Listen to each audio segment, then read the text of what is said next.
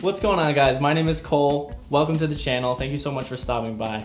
We have an awesome video for you today. We talked to Samsa. I swear, if you're a musician, if you're a creator, if you put anything, if you make something and put it on the internet, this interview will change your life. It'll change the way you think about putting out content. We talked to Samsa, who is a artist that we found on SoundCloud. He has over 1 million views and 5,000 viewers, but what really matters is what we were talking about. We talked about how albums are kind of out of date, and really now the culture of content and what's changing is putting out content consistency, not necessarily in bundles like albums. It'll change the way you think about that. It'll change the way you think about, we talk about names, the fact that he chose his name, it's not his real name, but that because that name represents his essence better than his actual name his parents gave him. I know it's a lot, but I don't want to spoil it. We get right into it. Thank you. This is part 2 of part 1. If you haven't checked out part 1, go check it out. But really hope you guys enjoy, and if you do, leave a like and subscribe and enjoy the video.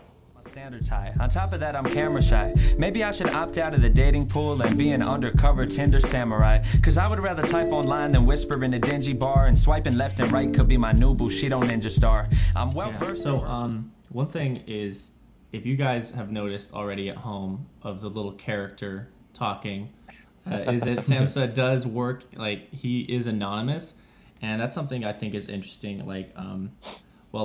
Not unless you go out on the street and someone hears your voice, like our talk show radio hosts, you're Exactly. gonna get found out. Yeah. But is how do you see your career progressing as well as staying anonymous? Because that's something that artists are now discovering that is a possibility. Right. we have our MF Doom mask displayed here.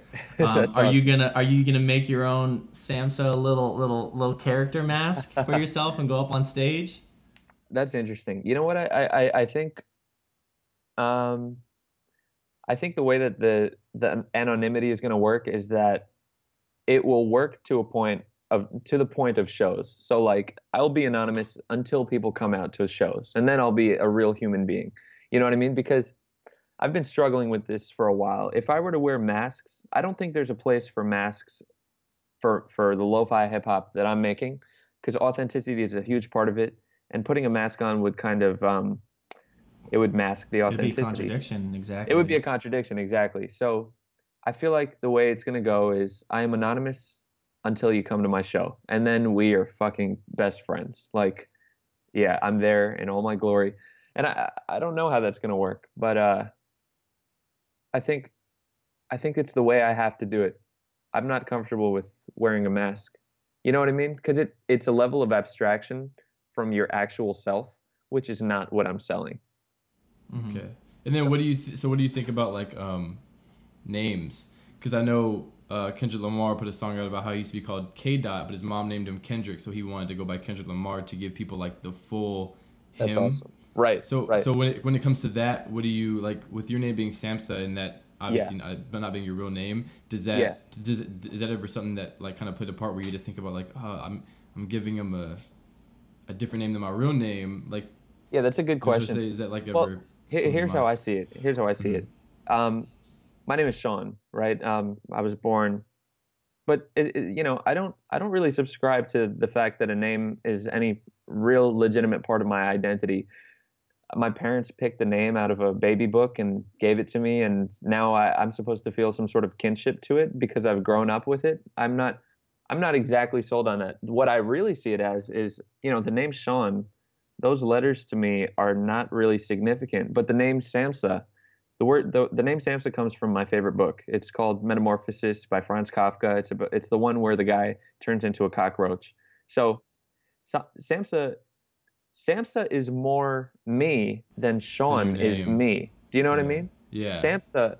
Everything that Samsa represents in that book, everything that Gregor Samsa is, everything that Franz Kafka represents, everything in that book that occurs, that's my essence. That is me. Alienation and I guess a disenfranchisement with society and just, I guess, insecurity and everything that book encapsulates.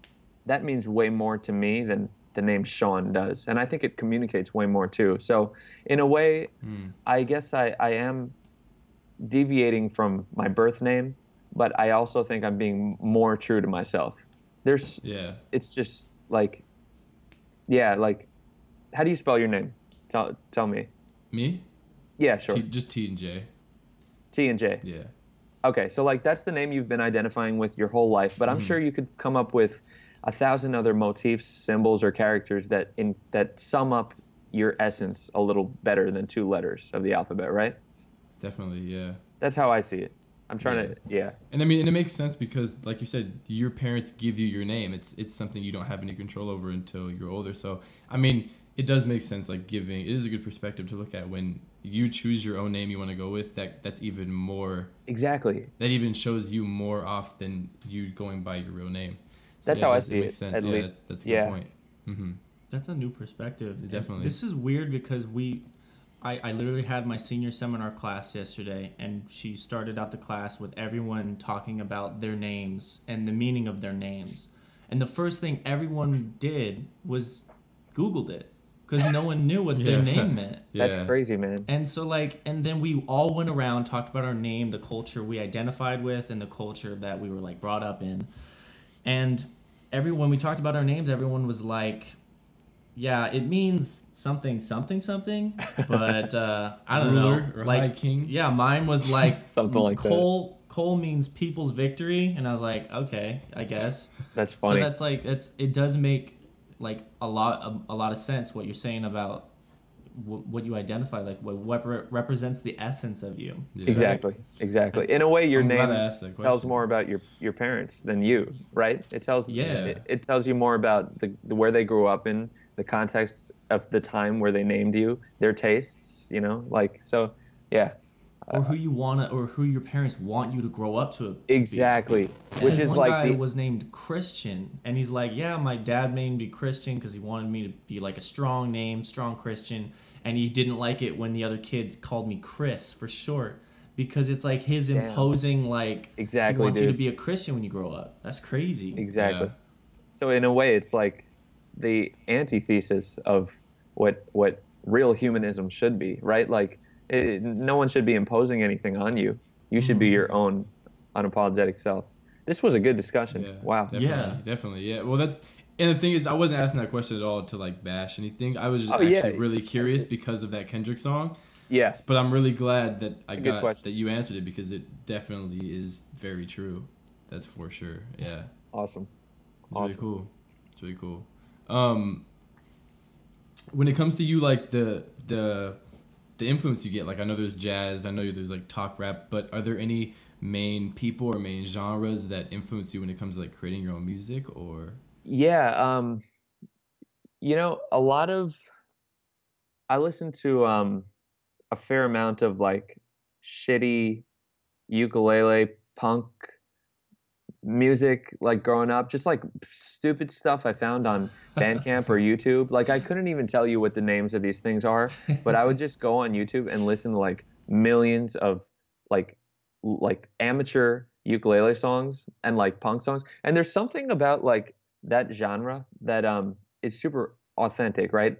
People are always talking about their, like, I don't know, there's something about the ukulele that really like it captures me, because people are just there having fun. No one cares about them. People make fun of ukuleles, but no one cares. They're just having fun. It's super positive. So I get a lot of the positive message that I'm trying to spread through that kind of happy music that I grew up listening to. But more than that,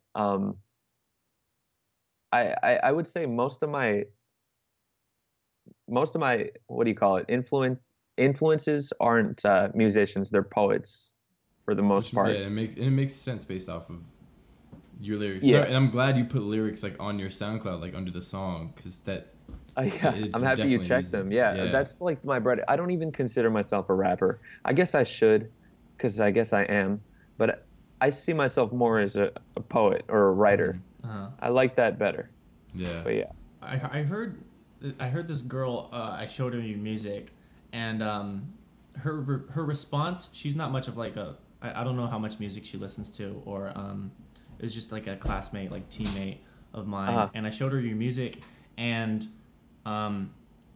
because she's never heard that type of like cadence on music before, and she's like never heard like the sonic like jazz hip hop stuff.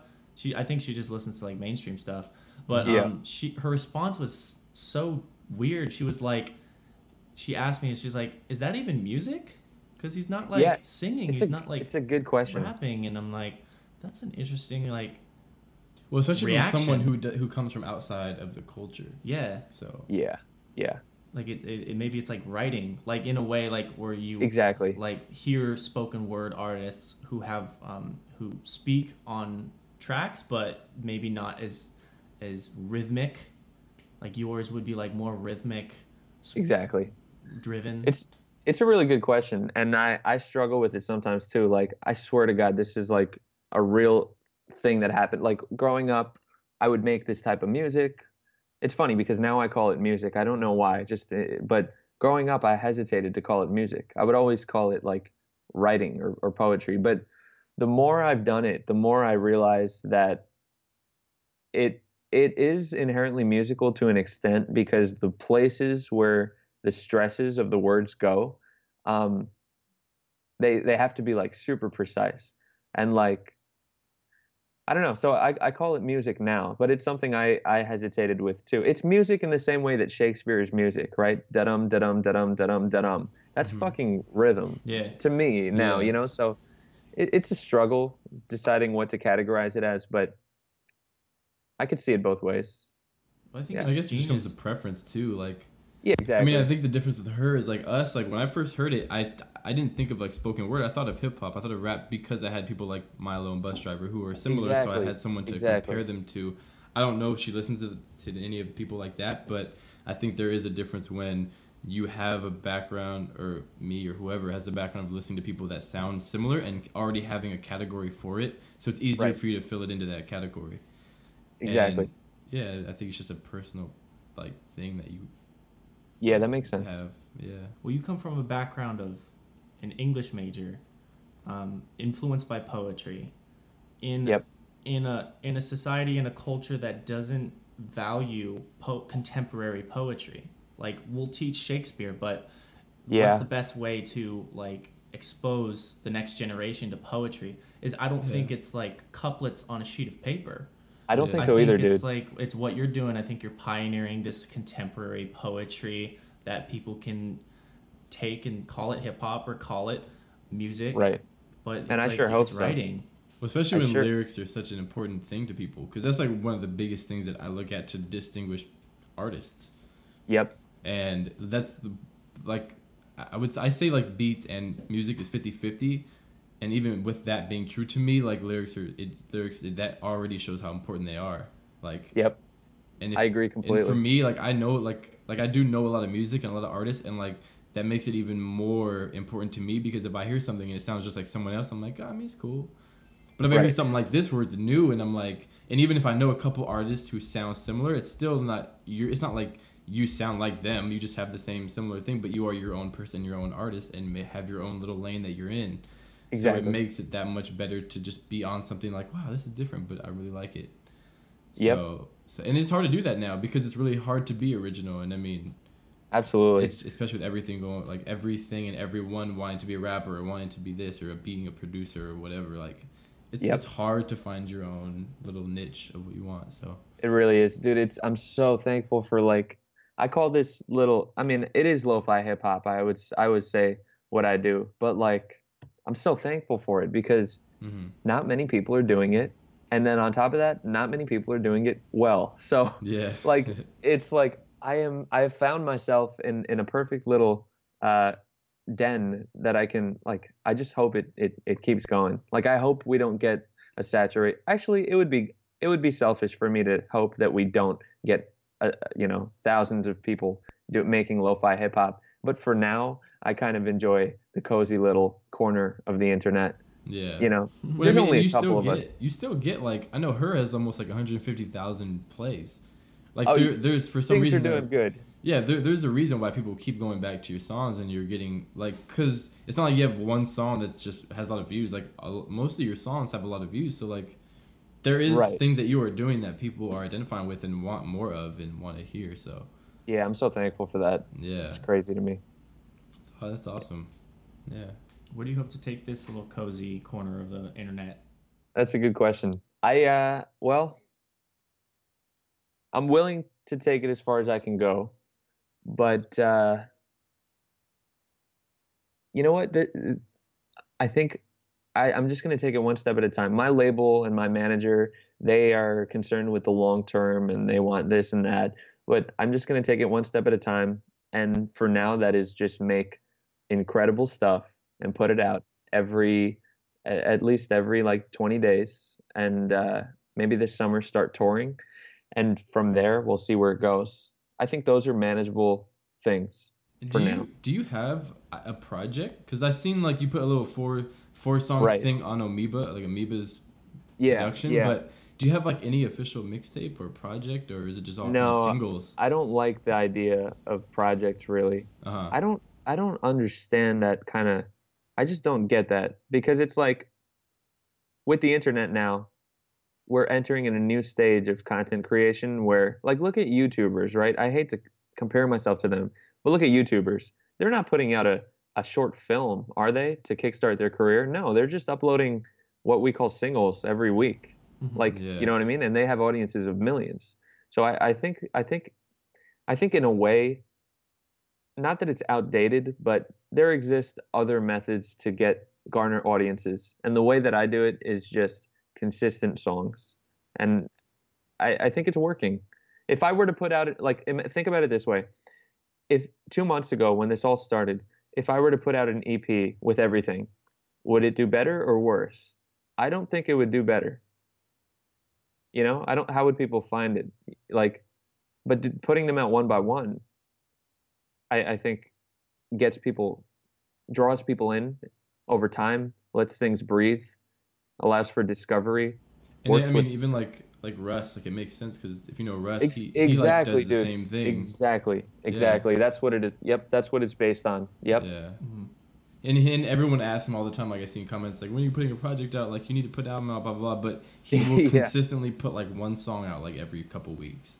It's just it just makes more sense. It works better. Albums make sense back when people couldn't access music, right? Back when people would, you know, like how were you supposed to listen to one singular song 5 times in a row back in the 70s or 80s? You couldn't. So albums make sense. But now people's attention spans are so low just because there's so much information out there. Yeah. I think it is the best strategy. Put a song out every 15 days.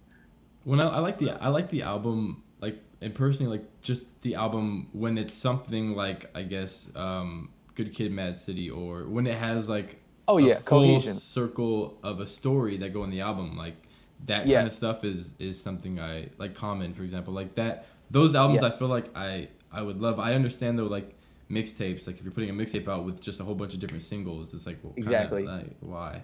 You're completely right. You're Yeah. completely right. If it's a mixtape, just do it one by one. If it's a cohesive album, concept album, then it makes sense. Yeah. Yeah. That's That's awesome. great. That's Cool. It's that's cool, such a good point. yeah. I love the points you made about like culture shifting and technology increasing. The Oh, fact that you absolutely. can't even- Yeah. Like YouTubers are making more money than filmmakers. Just like on average, that's just a fact. YouTubers are fucking killing. Like, let's not count Spielberg and whatever, but like YouTubers, like amateur YouTubers are making more than amateur filmmakers. Why is that? Because they are using technology in a way that works. Just like short videos every week, 2 times a week maybe, interacting with fans. Filmmakers aren't going to do that at like when they put their short film out at a what do you call it? A cinema fair? Or what do you call those?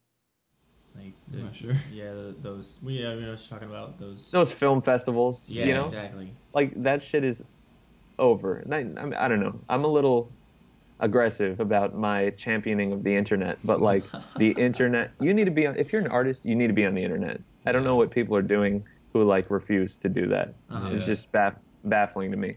Yeah, especially if you want to pursue your artistry career in to be a career, like Exactly. like the whole era of, and this could still work maybe, depending on where you're at, but the whole era of going on the street and selling your mixtape and passing your mixtape, it's Yeah, it's like not really no, a thing anymore. it's yeah, I despise that. It's just like don't bother people in real life. Just if they want it, like make them come to you somehow. I guess I'm a little entitled because I don't know. It's tough. I don't really like the street stuff. Like selling on the street. Well, I don't I know. mean, back then it made sense, but now we have like there's so many other things you can do to promote your music. Exactly. Yeah. Exactly. And you equip people like who are different, like the people who are out on the streets, like maybe those are like the extroverted people, and then the people who want to do the music but like don't like have it in their personality to be like face to face, check it out, and just be passing stuff out. And that's me. I couldn't do it. Yeah, I feel you. With all these sub genres and subcultures of hip hop, like you're involving different types of people. You're involving like the introverted people, absolutely, like these thoughtful people that was never ever a part of rap because they didn't want to go up on the stage. There's too many people. Like, you know, that's something I mean, an introvert can overcome, absolutely, but it's just a different personality. Yeah, exactly. Or dude, like forget introverts even for now, but like there's so many artists out there who are able like they may be rock artists or I don't know, pop artists, but who have anxiety or like obsessive compulsive disorder or agoraphobia, like people who just literally they can't get over it because it's something chemical, like the internet has given them a place to like I suffer from anxiety. It's pretty mild, but I know people who suffer from it heavily and they would not be able to go on stage even if they could, anything's possible, right? But it's something they're not comfortable with. The internet has given them a place to have a voice. It's amazing. Yeah, definitely. Mm-hmm. Yeah, true. So, I think it's interesting the talking about albums and talking about putting singles out, because the purpose of an album to me is like in its essence is like either like telling like a narrative, or it's, if you're not like telling a narrative, it's at least like capturing a season of your life of the music that you're making. Yeah, it's like a snapshot. Mm-hmm. So I think it's that. Do you ever see yourself snapshotting a body of work that maybe already exists? I think so. I think I would. Now, the problems I have with albums at this point are strategic, like from a marketing or strategic point of view. If I were to drop an album right now with 5,000 SoundCloud followers, I being conservative, that those are the only people who are going to see it. You know what? It might get a little bit of push, and it might, maybe 10,000 heads will be able to see it. But yeah, I'm not about to spend like 6 months crafting the purest art that I can make for, like, I'd be thankful for 10,000 people to see it, but I think it's just more clever if I continue building the audience with these singles, right? Saving my own time. And then once the audience is at like 50, 60,000, where I can actually do a tour afterwards, where I can actually kickstart sales or, just like get things to happen, I think that would be a better move. So like I could drop an album maybe next month, but I'm not willing to, it's just smarter to me to drop singles. You know what I mean? Well, you think about like, what are you doing in the meantime? Like when you're talking about like filmmakers, as they spend 6 months filming and coordinating and 3 months editing, it's like what is happening in between that creation? You know what I mean? And then you drop a movie. You drop a movie at the theatrical guild awards, and then like it's a 30-minute movie when people on YouTube already have made 4 hours of content. That's like searchable. You know what I mean? It's what people want to watch. That is the exact analogy I would make. Now, the only way that you would, there's two things that have to happen there. The YouTuber has to be good, because any film will beat shit YouTube content, and the filmmaker has to be good for him to succeed. Like, at the end of the day, it just comes down to being good. And I have confidence in myself that regardless of the platform, whatever I make will be good. You know what I mean? Like, Yeah. So this is why I choose to, like, maybe another artist. I don't know. I don't want to come off as like cocky or anything, but maybe another artist who's just starting out or something like that. Maybe it'd be better to drop the album so that they have a body of work. But for me, where I know that I can satisfy people with just a song, I think it strategically works better. Yeah. I don't know. This is a tough discussion. It's always tough because you never know what's gonna happen. Yeah. You never really know. I've also never had this discussion either, so or never thought about it, so it's a good, it's just a good learning process and a good thing to think about. Well, the more you're creating, like what the format that you're using is a single like every 20 days, you're not only putting out more content that is like alerting people to come back to like listen to you. Dude. You're making content. You're making consistent content, and that's making you better. It's making you a better creator and a better writer. Exactly. Than spending 5 or 6 months perfecting one body of work and going back and tweaking it and reworking it and re-recording it and changing your mind. It's you record it, you put it out into the world, and it is what it is at the end of the day. And you can learn from that and you make yourself better. But like, so if you guys are watching at home and you want to make music, you want to be a better creator, do it more often. Put stuff out. I agree. I completely, like, here, I'll give you an example. I have a song called Kofi, and it's the favorite track I've ever made. Yeah. But it only has 20,000 views. Not that views matter or anything, but like, let's just hypothetically, Kofi is my favorite song that I've ever made, and it only has 20,000 views. Now, what if when I was making Kofi, I wrote it and I said, wow, this is my favorite song I've ever made. Let me wait 6 months and make an 8-track album with all Kofi type songs, and it's going to blow up. It's going to be awesome. Well, like, then I would have waited 8 months. I would have dropped it and it would have fucking flopped. Like, no one likes, like, people do not like that track. Compare Kofi to like Tinder Samurai, which is running up on 200,000. Now, like, if you put things out consistently, it's almost like you have a live focus group. Now I know I'm not wasting time on making a 6-month Kofi type thing when I could be making a 6-month Tinder Samurai type thing. I realized that's what my audience wants. So like, exactly like you said, people, you know, you can very easily waste time making something people don't want. When and even I don't know if you, well, I don't even know if you had this too, but like, do you remember like I use Nelly for example, because me and my sister used to listen to Nelly's song Grills like all the time. And that was just our jam, right? And back then, when even if we had internet and stuff, which we probably did, I wasn't on it like that. Like, I didn't know to buy music online or whatnot. But I remember loving that song, and the only way I could get it is if I bought the album. And I did not care at all about the other songs on the album. I spent like $12 to buy one song from the album.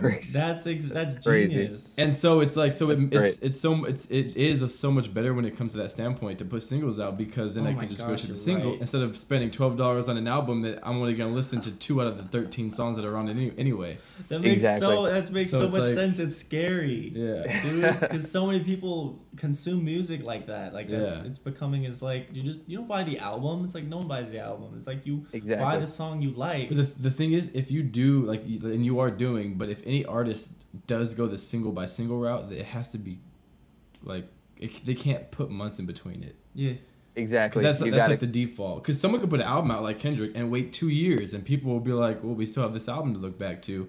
Mm-hmm. Exactly. But if you go single by single, you got to make sure you're on. Like, for me at least, because I crave new music from artists I like all the time. So if someone's putting it out once every 5-6 months, I'm like, I'm gonna not remember you. Yeah, that's nothing. Like I'll remember you, but there's gonna be times where you put something out, I'm like, oh, I didn't even know he put something out. I wasn't paying attention because he hasn't put something out in 5 months. Yeah, exactly. So like, something consistent. Yeah. And as far as the marketing goes, if you put a single out every 2 weeks, people will be thinking about you every single day. Like, because it's like, okay, you know, 5 days before the single, you announce it. 2 days before the single, you put the artwork. 1 day before the single, you put a preview. The day the single drops, you put the single. The day after the single, you do some type of live stream or question and answer thing. 3 days after the single, you're ready to hype your next single. You put the single preview out. 3 days after that, you put the cover art. Next day, you put the preview. Next day, the single drops. Yeah. People do not have a chance to forget who you are. You know, it's so yeah. Whereas like an album, you put it out and 2 years ago. Are you taking notes there at home? It's like this is like good stuff. Like you think about the album, like choosing the one single. I have a story that's interesting because I put an album out and it was one of those. What was the song that was your favorite? Kofi. Kofi. I was gonna say Kafka, but no, that's the book. Kofi. So I made an album like that with one of my friends, and so it took longer because I'm working with somebody else and we want to like find out what we want to sound like. So we put that album out, and it was 9 songs, and it just kind of just went out. Like nothing really happened when it went out. Right. Fast forward a year later, I'm kind of thinking in the same mindset of releasing singles, because back then it was like, I just want to make an awesome project. And I did, but no one was exposed to it. Like, really. Like if you look at, but the thing is like you look at the album as a playlist on the SoundCloud, and the first song had 3 times the amount of the rest whole of the album. songs, yeah. And that's like that's crazy. That's exactly the thing. Yeah. So my idea was that what if I delete the songs at the end of the album that literally had like 15 plays versus the like 300 plays on the first song. Right. And I re-release it. Because basically if you look at it, it's like I didn't release it in the first place. Bro, exactly. You see what you did there implicitly is the epitome, the example of the strategy that I'm vouching for. Like it's proof. Like that is it's what I mean. statistical proof, totally. Exactly. Because when I put it out, I deleted and basically replaced the song. So I deleted the song that had 15 plays, re-uploaded it, and I put new cover art. I did this like 3 times with 3 different songs, and each song got like 3 or 4 times the amount of plays. And That's people awesome, get dude. to listen to it. You'd think people would, and I'm not an artist, so I don't think about these things really like that. But you think this would have been figured out a long time ago because of the fact that in 2001 or so I would buy an album. Like 50 Cent was in the club, was like my stuff. And God, what was the album called? 50 Cent, Get Rich or Die Trying. Like my first ever album purchase, bought it because of In the Club. Now the difference is that album had a lot of good songs, so luckily I got to hear it all. But like the time span from then until, even if you say Russ is like the first person I ever came across who only put singles out without an album that I know of.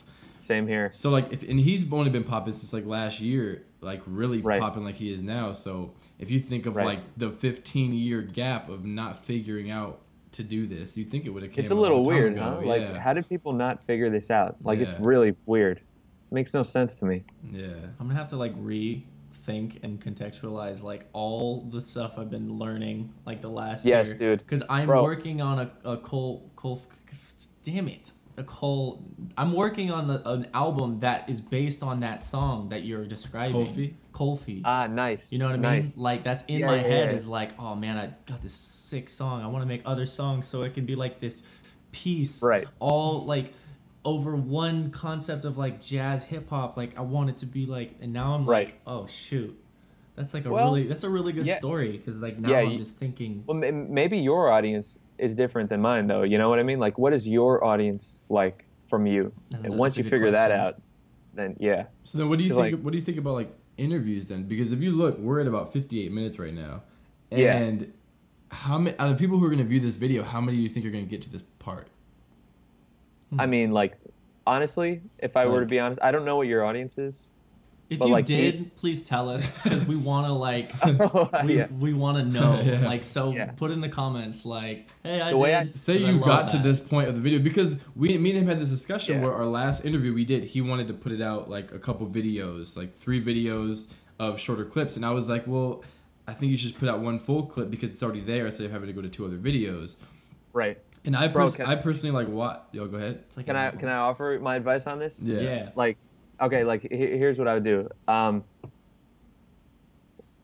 Well, it depends, but what I would do is it would take a lot of work, but you would like because I've seen this happen on other shows. You take the whole interview and you go into Final Cut Pro, and then you slice it up into as many digestible, conceptually different portions as you can, right? So the part where I'm talking about single release strategy, you cut that. It's a 4-minute piece. Then you post that on. Yeah. So, but don't use that for YouTube though. Use that for Instagram or Twitter and post it and title it like Samsa on release strategy. Bam, 4-minute post. Everyone will watch it. It's 4 minutes, and you put that out. Then you cut another piece. Samsa on his logo. Bam, 4-minute post. Facebook, Instagram, Twitter. But then for YouTube, yeah, I think 58 minutes is a bit long. But hey, I mean, so it's an hour now, isn't it? We're gonna get longer than that probably. Yeah, yeah. But you know what? Hopefully the people who are interested in both of us are, because I know my fans will probably stick it out to an extent. Yeah, so it should work, I guess. Can't hurt. Yeah, and I mean, I would never not put something out, but it was just funny because we had that discussion, and when I watch interviews, especially for artists I like, I'll watch the whole thing. Yeah. And so that's where I came from, and he was more of like the put a couple videos out for the interview type of person, which makes sense as well. So interesting. Well, I think you guys are gonna. Tell me what you decide to go with and what you discover and learn, because this stuff intrigues me so much. It's like we are the new pioneers of content. You know what I mean? Mm-hmm. People haven't done what we are doing.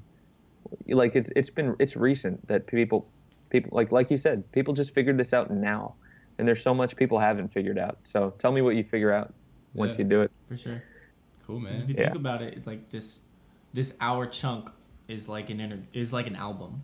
Exactly. You know what I mean? So it's kind of, you just take that same concept of like what we just been talking about and see how that works in the realm of YouTube and our audience and this and that, and answering all these questions that are like good questions to ask. Bro, I would even recommend, if you can actually cut it up into little chunks and title them based on their constituent conceptual parts, like I would tweet those out like every day, but because it's more navigable for the fans. Yeah. Like if you want to do that, I am an advocate for that. I was telling TJ that because like when you see interviews on like Jimmy Kimmel or The Tonight Show, it's like I click on those interviews when it's like 4 minutes. Jennifer Lawrence talks about her coke addiction. You know, because then it's like I see the concept. You can title it, because it's such a great way of making it palatable. Yeah, for the fans. Yeah, but yeah, I don't know anything about interviews, so you guys tell me what you decide. Yeah, for sure. We'll let you know what we learn. Yeah, that was really cool. That was a good discussion. I'm absolutely glad we do that. That was really awesome. But one more thing, where is the character from, like, for your logo? Like, what? Oh yeah, that's a good question. Well, it's supposed to be King Midas, and later on it would be more evident because I would make like animations and story, like, you know, a whole lore and mythology for it. But it's supposed to be King Midas, and the reason I went with that is because to me he sums up, again, like part of my essence. Like it's someone sad and large and male. I think masculinity is something I tackle in my songs a lot, but it's someone who wants the world, but yet he can't have any of it. Like he wants wealth, but it's a curse for him, right? It doesn't work out for him. He wants to make human connections in the original story, but when he goes to hug his daughter, she melts into gold, like gold leaf. Like, you know what I mean? Like, it's just the story of an alienated, sad man who, like Gregor Samsa, thought things were going to be okay, but then everything imploded on itself. I don't know. It doesn't make much sense now, but like as it goes on, and I kind of set the stage for his background, I think hopefully it'll work out. But it comes from supposed to be King Midas. Yeah, that's awesome. Which isn't evident yet, but yeah. It's awesome though. It reminds me a little bit of like the Alien Hominid video games, like that type of animation. Yeah. Someone told me that before. Yeah. I don't know it's just like it's like an indie game that somebody developed. But yeah. Yep. It's awesome. Yeah. Thank you so much. Yeah, thank you so much for spending some time with no us. No problem, dude. Really cool discussion, dude. Yeah. I mean, this discussion like might influence like how I do a lot of stuff now. So super. I hope so, dude. Dude. Tell me if it helps. Absolutely. Yeah.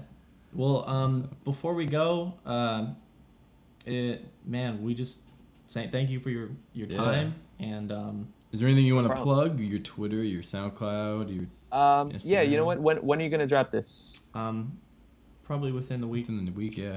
Within the week. Okay, February 21st. I am dropping a track. You just go on SoundCloud.com/I am Samsa, SAMSA.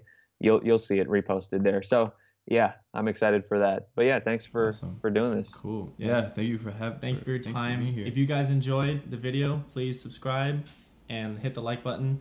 Check out Samsa's SoundCloud, and we have all the stuff in the description. And once again, thank you so much for watching. I'm Cole. I'm TJ. And we'll see you in the next video. Peace. Peace.